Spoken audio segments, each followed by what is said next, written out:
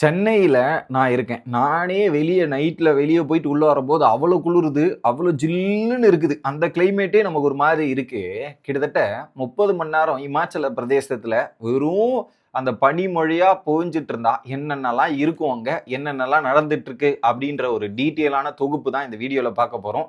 சேனலுக்கு புதுசா இருந்தீங்கன்னா சப்ஸ்கிரைப் பண்ணிருங்க. வீடியோ பார்க்குற அனைவருமே மறக்காம லைக்கும், ஐப்பும் பண்ணீங்கன்னா இந்த வீடியோ பல பேருக்கு போய் ரீச் ஆயிரும். ஆனால் சப்ஸ்கிரைப் பண்ணிடுங்க கைஸ். நீங்கள் சப்ஸ்கிரைப் பண்ணாதான் நம்ம இன்னும் கொஞ்ச நாளில் அந்த 1 லட்சம் இலக்க தொட முடியும். அதுக்கு உங்களோட உதவி கண்டிப்பாக தேவை. பண்ணிடுங்க. இப்போ கண்டென்ட்டுக்குள்ளே போயிடலாம். நிறைய பேர் ஒரு வெக்கேஷன், ஒரு லீவு நாள்லாம் இங்கே போவோம்ப்பா, அங்கே போயிட்டு வெக்கேஷன் என்ஜாய் பண்ணலான்ற மாதிரி குழு மணாலி பிளான் பண்ணாத ஆளே இருக்க மாட்டாங்க. நான் கூட பண்ணியிருக்கேன். அந்த மாதிரி பிளான் பண்ண நிறைய பேர் இருப்பீங்க. இப்போது அந்த இடத்துல ஒரு பக்கம் டூரிஸ்டாக போன நபர்கள், அங்கே இருக்கிற நபர்களுக்கு அவங்களுடைய வாழ்வாதாரமே சிக்கி இருக்கு அப்படின்றது தான் தகவல். கிட்டத்தட்ட ஒரு 30 மணி நேரம் வெள்ளிக்கிழமை 23 ஜனவரி 2026 அன்னைக்கு காலில் ஆரம்பிச்ச பனிமழை இன்னியும் நிற்காம பெய்ந்து கொண்டே இருக்கிறது. இதுல நிறைய பேர் என்ன பண்ணியிருக்காங்க, இங்கிருந்து ட்ரிப்புக்காக போவாங்கல்ல. ஸோ பக்கத்து ஸ்டேட், அங்கிருந்து பக்கத்து ஸ்டேட்னா ஹரியானா, டெல்லி, சண்டிகர் அண்ட் பஞ்சாப், அங்கிருந்து எல்லாருமே மெஜாரிட்டி ஆஃப் த பீப்புள்ஸ் வந்து சரி குழு மணாலி போவோம்ப்பா அப்படின்ற மாதிரி அங்கே போக ஆரம்பிச்சிருக்காங்க. ஸோ அங்கே போக ஆரம்பிக்கும் போது பனிமழை ஹெவியாக பேர ஆரம்பிச்சு, அதில் குறிப்பாக ரோடு எல்லாமே அந்த பனியாக போயிட்டு காரு எல்லாமே போயிட்டீங்கன்னா போக முடியாமல் ஸ்டக் ஆகிட்டு இருக்கு. எப்படியும் அந்த ரோட்டில் போக முடியாமல் அந்த பனி ஹெவியாக இருந்ததால ரோடெல்லாம் இருக்கும் இல்லையா, அதில் போக முடியாமல் ஸ்டக் ஆகிட்டு நிறைய பேர் என்ன பண்ணியிருக்காங்க, அந்த கார்லேயே கிட்டத்தட்ட நீ கார்லேயே வந்து நிறைய பேர் அந்த கார்லேயே ஸ்டக் ஆகிட்டா அன்றைக்கி நைட்டெல்லாம் அந்த கார்லேயே இருந்திருக்காங்க. அதுக்கப்புறம் என்ன பண்ணிட்டாங்க, ஸோ ஒரு நாள் தங்கிட்டு அடுத்த நாள் போகலான்னும் போது அவங்களால போக முடியல. ஸோ அந்த காரை விட்டு வெளியே வந்துட்டு எல்லாமே அப்படியே நடந்து போக ஆரம்பிச்சிருக்காங்க. ஸோ தன்னுடைய சொந்த வெஹிக்கிள்லாம் விட்டு வாழ்வாதாரத்துக்கு திரும்பணுன்ற மாதிரி மக்கள் இப்படி போயிருக்காங்க. நிறைய வண்டி அந்த மாதிரி விட்டு எல்லா இடத்துலையும் மாட்டிக்கிச்சு கிட்டத்தட்ட. இதில் ஹையஸ்ட் ஸ்னோஃபால் இந்த வரலாற்றிலேயே கேட்டிங்கன்னா இது வந்து ஒரு 3rd இடத்துல வந்து நிற்குதுன்னா பார்த்துங்களேன். ஸோ இந்த இமாச்சல பிரதேஷ் குழு மணாலியில் ஸ்னோஃபாலில் கிட்டத்தட்ட மார்ச் 3, 2025 24 மணி நேரம் ஸ்னோஃபாலோட ரேட்டு 90 mm 90 மில்லிமீட்டர் 2005. அதுக்கப்புறம் பார்த்தீங்கன்னா 2016 70.4 mm. இப்போ வந்து பார்த்தீங்கன்னா கிட்டத்தட்ட ஒரு 50 mm மேலே வந்துருச்சு. அந்த மாதிரி ஒரு ஸ்னோஃபால் தான் இப்போ பேஞ்சிட்டு இருக்கு 3வது ஹையஸ்ட்ல. ஓவரால் ஹையஸ்ட் எவ்வளோன்னு பார்த்தீங்கன்னா கிட்டத்தட்ட 112.44 mm மார்ச் 22, 1990 அந்த அளவுக்கு பேஞ்சிருக்கு. இப்போ இந்த 24 மணி நேரம் இப்போ நம்ம பேசிட்டு இருக்க ஒரு பாதி 12 மணி நேரத்துக்கு மேலே கம்பேர் பண்ணிக்கலாம். அந்த 36 மணி நேரம் அந்த அளவுக்கு ஸ்னோஃபால் மழை பேஞ்சிக்கிட்டே இருக்கு. அதில் வேற மாதிரி அவங்க குடிக்கிறத தண்ணியோ, அவங்க போயிட்டு எலக்ட்ரிசிட்டி, இந்த மாதிரி நிறைய விஷயங்கள் வந்து கட் ஆகிட்டு அங்கே தவித்து கொண்டு இருக்கும் தருணங்களை பார்க்க முடிஞ்சு. இதில் நிறைய பேர் வந்து காரில் போயிட்டு டிராவல் பண்ணாமல் மாட்டிக்கிட்டு அங்கேருந்து நடந்து போகிறாங்கல்ல. அதில் கிட்டத்தட்ட அங்கேருந்து அந்த கேபிட்டல் சிட்டி இருக்கும் இல்லையா, அந்த ஷிம்லா, அந்த கேபிட்டல் மணாலி, இந்த மாதிரி ஏரியாவுக்கு 7 கிலோமீட்டர் 8 கிலோமீட்டர் நடந்து போனாங்களாம் மக்கள் எல்லாரும். அந்த நிலைமையில தான் இருக்குது. அதில் குறிப்பாக அந்த மெயின் ரோடோட டிராஃபிக் ஜாம் இருக்கு. எப்படி டிராஃபிக் ஜாம் கிட்டத்தட்ட 15 கிலோமீட்டர், இப்படி 15 கிலோமீட்டருக்கு அந்த டிராஃபிக் ஜாமே இருந்திருக்கு அப்படின்றது தான். அப்போ 15 கிலோமீட்டர்னா இமேஜின் பண்ணி பாருங்க எவ்வளோ தூரத்துக்கு அந்த டிராஃபிக் ஜாம் இருக்கும்.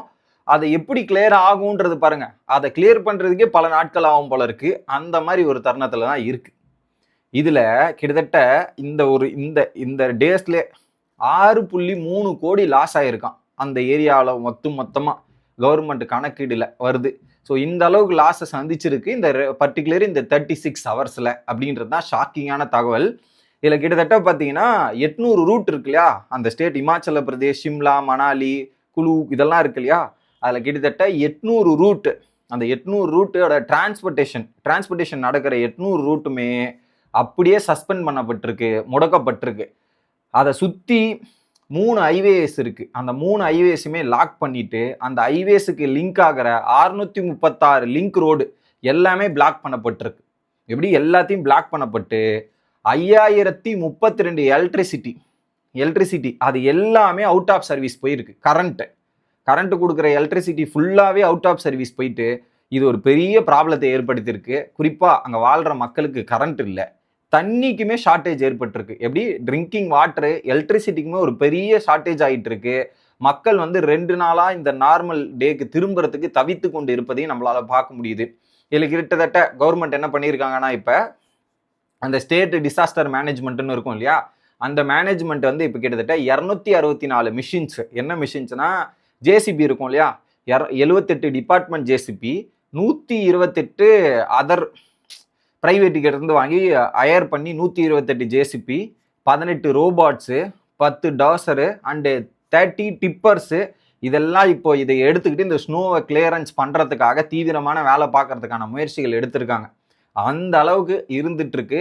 இதுல குறிப்பா மக்கள் எல்லாம் அந்த ஓல்வோ பஸ், அந்த பஸ் ஸ்டேஷன், ரயில்வே ஸ்டேஷன்லாம் இருக்கும் இல்லையா, அந்த பஸ் ஸ்டேஷன் ஃபுல்லாவே பனிமூட்டமா இருக்கு, பனியா இருக்கு.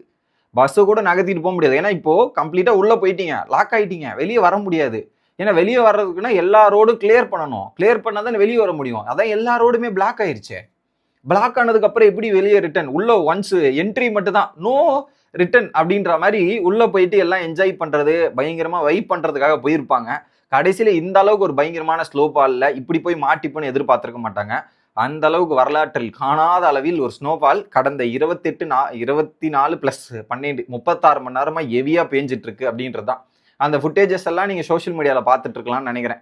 அதுல குறிப்பா சில பேர் வந்து செலிப்ரேஷனா கொண்டாடிட்டு இருக்காங்க. ஃபர்ஸ்ட் டைமா நம்ம வந்து ஒரு பனி பிரதேசத்துல வந்தே பாரத் ட்ரெயின் இருக்கு இல்லையா, அந்த ட்ரெயின் போறதெல்லாம் பார்த்து நாங்க என்ஜாய் பண்றோம், வைப் பண்ணுன்ற மாதிரி சில பேர் வைப் பண்றாங்க, ஜாலியா என்ஜாய் பண்ணிட்டு இருக்காங்க. ஐ மீன் அங்க இருக்கவங்களுக்கு ஓகே, புதுசா நம்ம பாக்குறவங்களுக்கும் ஓகே. எப்படி நம்ம புதுசா போய் பாக்குறோம்னா நமக்கு புதுசா இருக்கும், நல்லா இருக்கேப்பா அப்படின்னு நம்ம ஃபீல் பண்ணுவோம். ஆனா அங்க இருக்கவங்களுக்கு அதுதான் இதுன்னும் போது, அதை அடி வாங்கும் போது அவங்களுடைய கஷ்டத்தை யோசிச்சு பார்க்க முடியல. அந்த அளவுக்கு தான் இருக்கிறது அப்படின்றத நம்ம கேள்விப்படுறோம். இல்ல கிட்டத்தட்ட ஸ்டாட்ஸ் இன்னும் சொல்லுதுன்னா இதை விட அதிகமா பெய்யும்ன்றது தான் ஸ்டாட்ஸ். இதுல எல்லோ அலர்ட் வேற கொடுத்துருக்காங்க. கிட்டத்தட்ட எல்லோ அலர்ட் ஜனவரி 26 திங்கட்கிழமை டு ஜனவரி 28 திங்கள் செவ்வாய் புதன், அதான் ஞாயிறு திங்கள் செவ்வாய் புதன், அது வரையும் இன்னும் ஹெவியா இப்போ இருக்கிறத விட இன்னும் பல மடங்கு ஸ்னோஃபால் அதிகமாகும் அப்படின்ற ஒரு எல்லோ அலர்ட்டுமே கொடுத்துருக்காங்க. ஸோ நம்ம ஏரியாலாம் பார்த்தீங்கன்னா மழை பெய்யும் போது ஆரஞ்சு அலர்ட், எல்லோ அலர்ட்னு கொடுப்பாங்களே, அங்கே மழைக்கு பதில் ஸ்னோஃபால். இதில் இன்னொரு ஹைலைட் என்ன தெரியுமா, இப்போ அங்கே நார்மலாக மழை பெஞ்சா கூட 3.3 mm தான் வருமா, அதை விட 104 மடங்கு, எப்படி 104 மடங்கு பனிமழை பெஞ்சா எப்படி இருக்குமோ அந்த அளவுக்கு, நார்மலை விட 104 மடங்கு எக்ஸ்ட்ராவா வந்து பேஞ்சிட்டு இருக்குன்றது தான் தகவல். இதுல ஒரு ஸ்டாட்டிஸ்டிக்ஸ் ஒன்று சொல்லுது, எப்பவுமே ஜனவரி தான் ஸ்டார்டிங் டைம், அந்த பனி ஆரம்பிக்கிறதே ஸ்டார்டிங் டைம் ஜனவரி தானா. கிட்டத்தட்ட 44 சென்டிமீட்டரு 3.4 டேஸ் அந்த பனி வந்து 3 நாளுக்கு இருக்குமா. எப்படி 4.44 சென்டிமீட்டர் பேஞ்சதுன்னா 3.4 டேஸ் இருக்குமா அந்த பனி, அந்த வாரத்துல, ஒட்டுமொத்த வாரத்துல. அடுத்து பிப்ரவரி மாதம் 51 சென்டிமீட்டர் பெய்யுமா, 4.3 நாள் இருக்குமா அந்த பனி. அடுத்து மார்ச்ல 3.7, 4.2 நாள் இருக்குமா. ஸோ ஆக மொத்தத்தில் அதிகமாக பனி பெய்யக்கூடிய மாதம் வந்து பிப்ரவரி மாதம். ஜனவரி மாதம் எண்டுலேயே இப்படி இருக்கு, இன்னும் பிப்ரவரி போனால் இதை விட பன்மடங்கு பனி பெய்யும் அப்படின்றது தான் ரிப்போர்ட்டு ஸ்டாட்ஸ்லாம் சொல்லுது. இப்போ அங்கே இருக்கிறவங்க எல்லாருமே இப்போ இந்த மாதிரி சுச்சுவேஷனில் மாட்டிகிட்டு இருக்காங்க. அதில் மீட்கிறதுக்கு தீவிரமான வேலைகள் நடந்து கொண்டு இருக்கிறது. நீங்கள் என்ன நினைக்கிறீங்க அப்படின்றத கமெண்ட் செக்ஷனில் சொல்லுங்கள். இது ஒரு புதிய முயற்சி தான். நிறைய வந்து ஐ மீன் அது கனெக்டிவிட்டியாக கொஞ்சம் மிஸ் ஆகிருந்தா நான் மன்னிச்சுக்கோங்க. நானும் எந்த அளவுக்கு பெஸ்ட்டை கொடுக்க முடியுமோ அந்த அளவுக்கு ரிசர்ச் பண்ணி தான் எடுத்துகிட்டு வரேன். பட் இருந்தாலும் அந்த ஒரு ஃப்ளோவில் இப்படி வரணும் போது ஸ்டார்டிங் இருக்கும் இல்லையா, போக போக நானும் கற்றுக்கிறேன். ஸோ தொடர்ந்து உங்களுடைய சப்போர்ட்டை கொடுத்துருங்க. அடுத்த வீடியோவில் வந்து சந்திக்கிறேன். Bye guys.